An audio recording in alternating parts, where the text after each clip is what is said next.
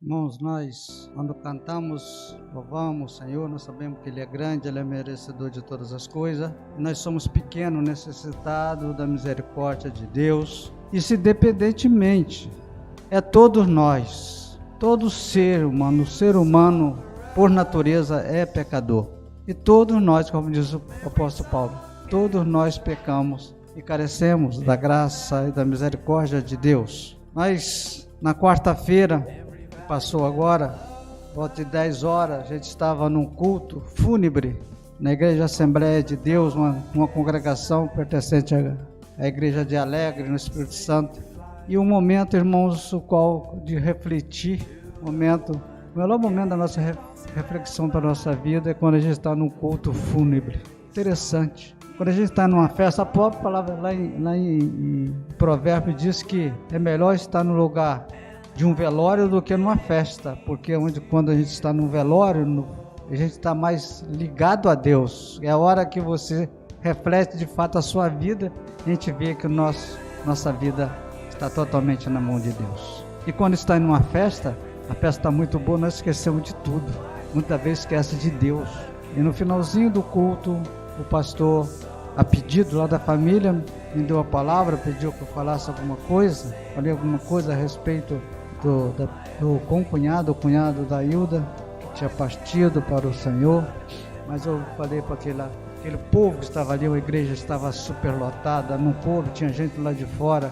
Só perguntei: como está a vida de vocês com Deus? Como está o teu coração com Deus? Momento de reflexão, quando você está num lugar desse, que você olha e diz: eu não sou nada na presença de Deus, pensando humanamente na nossa vida carnal. E é Deus que controla todas as coisas na nossa vida.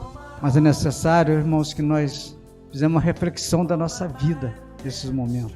E dizer como está a minha vida com Deus. Como eu estou vivendo com Deus. Como está meu dia a dia com o Senhor.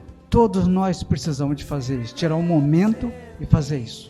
Ler a palavra de Deus e falar: Senhor, eu estou lendo a tua palavra, mas como está a minha vida com o Senhor? Devemos refletir todos os dias da nossa vida, para saber se de fato nós estamos fazendo a vontade do Senhor conforme Ele exige de nós. Somos filhos dEle, lavado e remido pelo sangue dEle, para que possamos, no final da nossa vida, ter a certeza de entrar na Terra Santa, como o texto que nós lemos, onde não haverá choro nem ranger de dente, aonde não vamos necessitar, não vamos chorar, porque Ele vai enxugar nossas lágrimas. A palavra de Deus nos afirma isso. Mas eu quero ler com os irmãos em Lucas 13, de 1 a 9. 13, de 1 a 9, já está ali. Eu vou ler, os irmãos acompanham. E diz assim: naquela mesma ocasião, chegando alguns, falava Jesus a respeito dos galileus, cujo sangue Pilato misturara com o sacrifício que os mesmos realizavam. Ele, porém, lhe disse: pensais que esses galileus eram mais pecadores do que todos os outros galileus, por teres padecido estas coisas? Ele mesmo responde: não era. Eu vos afirmo, se porém não vos arrependerdes, todos igualmente perecereis. Ou cuidais que aqueles 18 sobre os quais desabou a torre de Siloé e os matou, era mais culpado que todos os outros habitantes de Jerusalém? Não era. Eu vos afirmo, mas se não vos arrependerdes, todos igualmente perecereis. A partir do verso 6 ele vai falar sobre o sinal, ele vai falar sobre daqueles que não têm arrependimento, sobre a figueira estéril. O que acontece? Então Jesus lhe proferiu a seguinte parábola: certo homem tinha uma figueira plantada na sua vinha, e vindo procurar fruto nela, não o achou. Pelo que disse aos viticultores: há 3 anos venho procurar frutos nesta figueira e não acho. Pode cortar, para que esta ela ainda ocupando inutilmente a terra. Aí ele, porém, respondeu: Senhor, deixa ela ainda este ano, até que eu escave ao redor dela e lhe ponha estrumes. Se vier a dar fruto, bem está. Se não, mandarás cortá-las. Nós sabemos que o Galileu era os moradores da Galileia, e pelo texto aqui dá a entender que ele estava na construção de uma grande torre, que é a torre de Siloé, e essa torre veio desabar. A torre desabou, matando os construtores que estavam fazendo essa própria torre. É que o texto nos afirma. E o sangue deles se misturaram, eles como construtores, o próprio sangue deles se misturou com aquelas ruínas dessa torre. E alguém veio falar para Jesus sobre o que tinha acontecido. E ele vem dar uma explicação sobre a natureza do ser humano e pecadores que somos, necessitados que somos, igualmente que somos, sem diferença nenhuma de um para o outro. Se é negro, se é branco, se é velho, se é pequeno, todos somos iguais na presença do Senhor. Portanto, existe o arrependimento que nós entendemos, e a palavra de Deus nos mostra que quando nós arrependemos, nós mudamos o nosso pensamento a respeito de tudo aquilo. É mudança de mente. Quando nós arrependemos de alguma coisa que nós fizemos de errado, nós vamos meditar e vamos tentar de toda maneira não fazer mais aquilo. Arrependimento de verdade. Um exemplo que temos é de alguém que dá um prejuízo a você ou alguém. E ele chega e diz: estou arrependido. Acontece muito isso, não acontece? Estou arrependido de tudo aquilo que eu fiz. Muitas das vezes dá um prejuízo até em valores. Você me desculpa que eu estou arrependido, mas não se faz nada para restituir o prejuízo que ele deu. Então aonde está o arrependimento? Aonde está esse arrependimento? Simplesmente ele falou de boca para fora, não falou do coração. Quando nós, pecadores que somos, necessitados da glória e da misericórdia de Deus, quando nós arrependemos daquilo que nós fizemos que não agrada o Senhor, e pedimos perdão ao Senhor, entendendo que Ele nos perdoou, nossa vida vai ser mudada, e nós vamos fazer de tudo para louvar e glorificar o nome do nosso Deus. Você pode pagar o que Cristo fez por você? Não pode. Mas você pode adorá-lo, você pode louvar o Senhor. Tudo em gratidão pelo que Ele fez, por ter se entregado por mim e por você. Somente o que está, esta verdadeira arrependimento pode ficar de pé na presença do Senhor. Somente quem tem um arrependimento verdadeiro pode ter certeza de estar na presença do Senhor, como diz no verso de 1 a 13, depois de 4 e 5, que diz: naquela mesma ocasião, chegando alguns, falava Jesus a respeito dos galileus, cujo sangue Pilato misturava com sacrifício, que ele os mesmo realizava. Está no primeiro verso. No segundo verso ele diz: ele, porém, lhe diz: pensais que esses galileus eram mais pecadores do que os outros galileus? Vocês pensaram que tudo isso aconteceu com eles porque eram mais pecadores? É isso que ele está dizendo. Esse desastre dessa torre caiu em cima deles e matou eles por esse ser mais pecador? Não. Ele está dizendo, não eram. Não era. Ainda diz o mais: afirmo-se, porém, se não vos arrependerestes, todos igualmente perecereis. Esse perecereis aqui está falando de morte. Se não arrepender, terá morte eterna. Perecereis no final de todos os tempos. Então se arrependa, é isso que ele está dizendo. Se arrependa, que nem João Batista pregava: arrepende-se, raça de víbora. É ter a coragem de dizer: se arrependa. Nós estudamos hoje, quando fala de arrependimento. No texto hoje fala de Jonas, quando pregou na cidade de Nínive: se arrependa-se, porque o Senhor vai destruir esta cidade.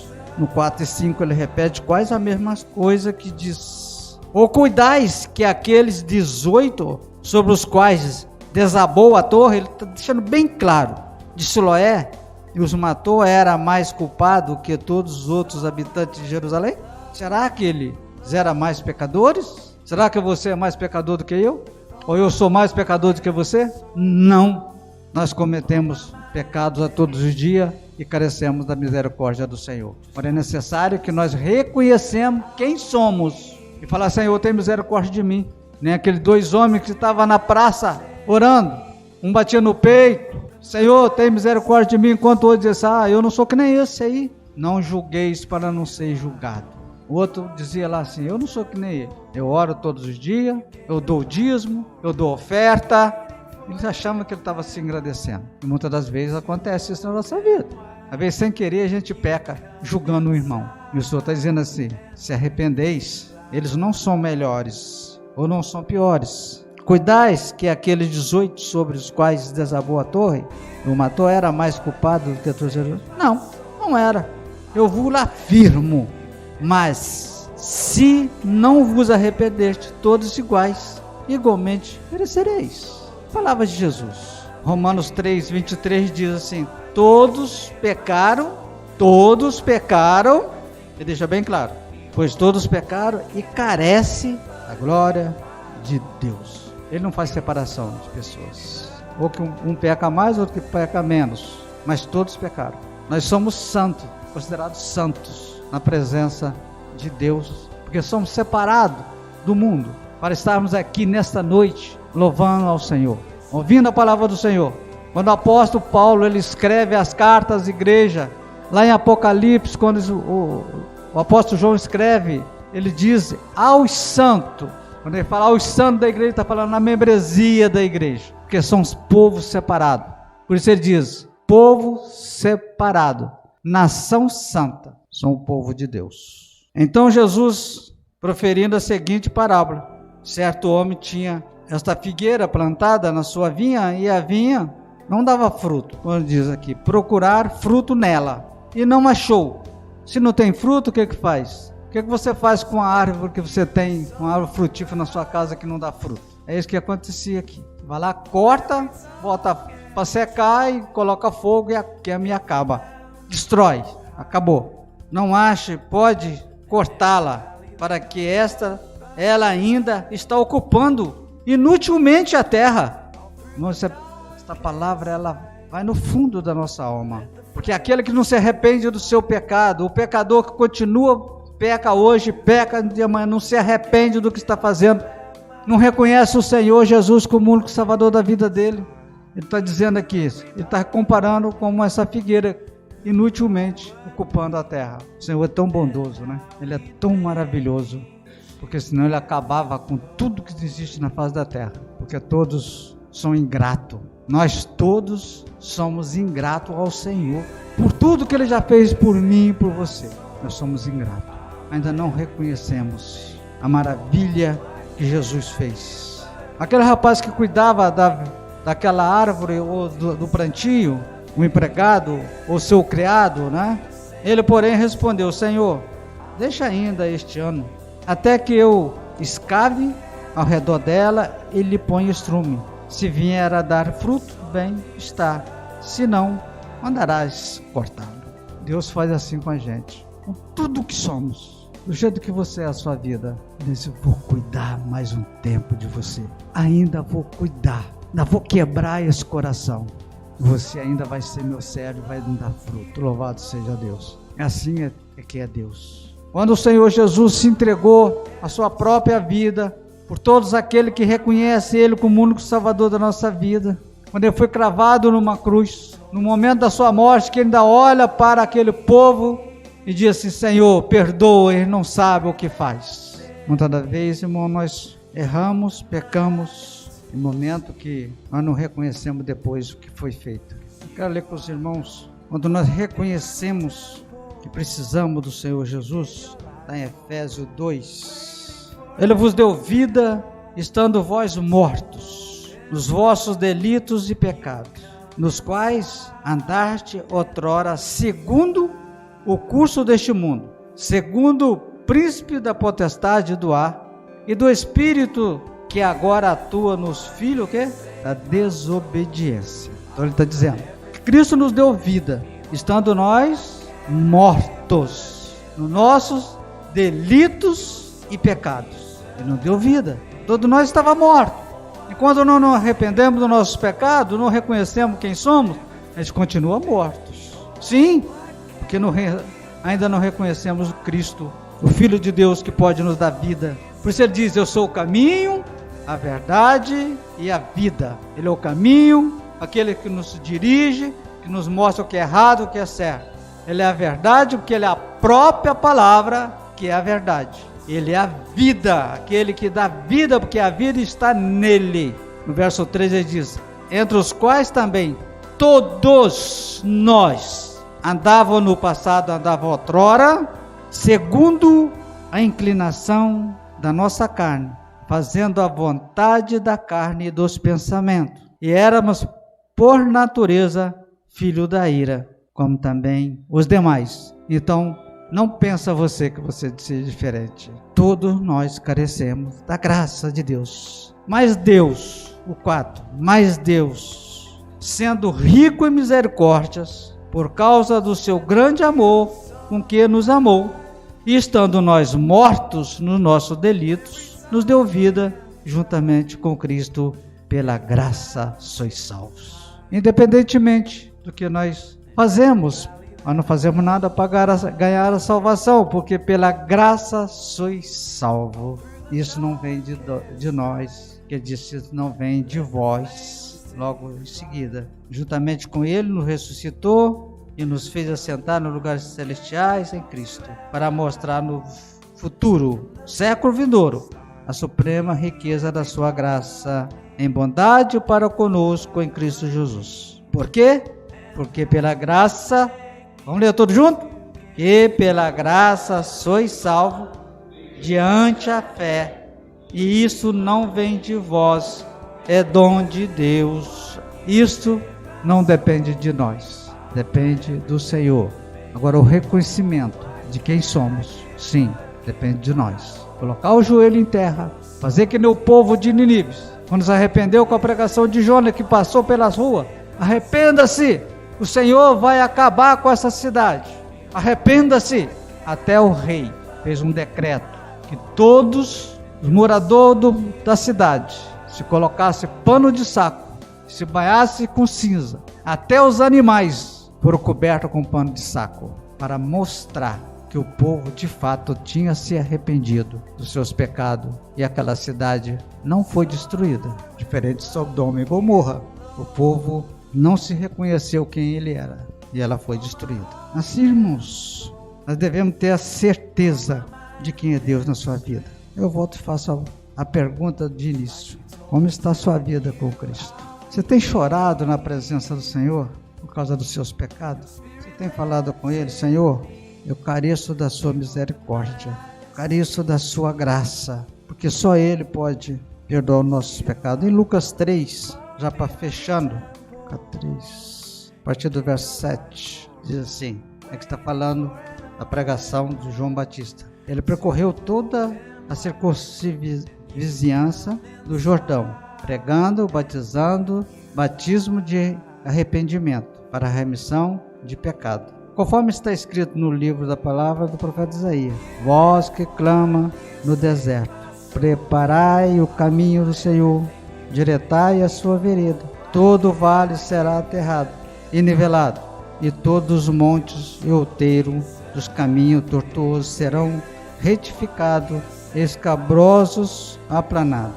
Toda a carne verá a salvação de Deus, dizia ele, pois a multidão que saía para ser batizada: raça de víbora, quem vos induziu a fugir da ira vindoura? Quem vos induziu a fugir do juízo de Deus? No futuro, na vinda do Senhor, nos últimos dias, Ele julgará todos. E a palavra de Deus diz que todos nós, nesse dia, vamos se prostrar de joelho na presença do Senhor. Se não reconhecer hoje, tem que reconhecer nesse dia. E todos serão julgados. Os salvos não serão condenados, mas aqueles que não reconhecem Cristo como único Salvador da sua vida, já está condenado, porque não reconhece Cristo como o único Salvador da sua vida. Que o Senhor tenha misericórdia de nós, irmãos. A cada dia mais. Vivemos num mundo que nos leva ao pecado. Se você está na frente de uma televisão vendo uma reportagem, já imaginou quantas vezes você peca na frente, vendo uma reportagem na frente da televisão? Com todas essas violências que está aí. Porque você se ira e vem pensamentos maus na sua mente. Por isso, a palavra de Deus diz: foge do pecado. Vigiai, orai e vigiai.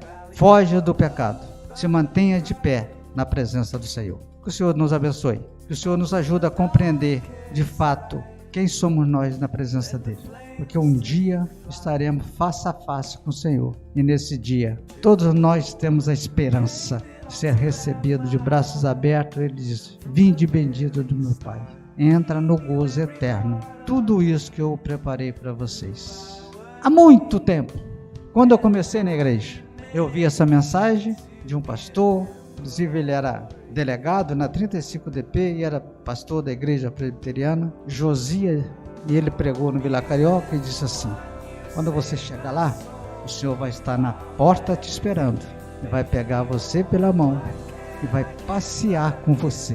Eu nunca mais esqueci dessa mensagem. E vai falar assim: vem filho, deixa eu mostrar para você o que eu preparei para você, porque eu disse: eu irei vos preparar lugar e voltarei para buscar vocês para mim mesmo. Palavra do Senhor para os nossos corações. Reconheça quem você é na presença do Senhor e seja um servo fiel, agradecido porque Cristo morreu na cruz por mim e para você, para a remissão do nosso pecado. Amém?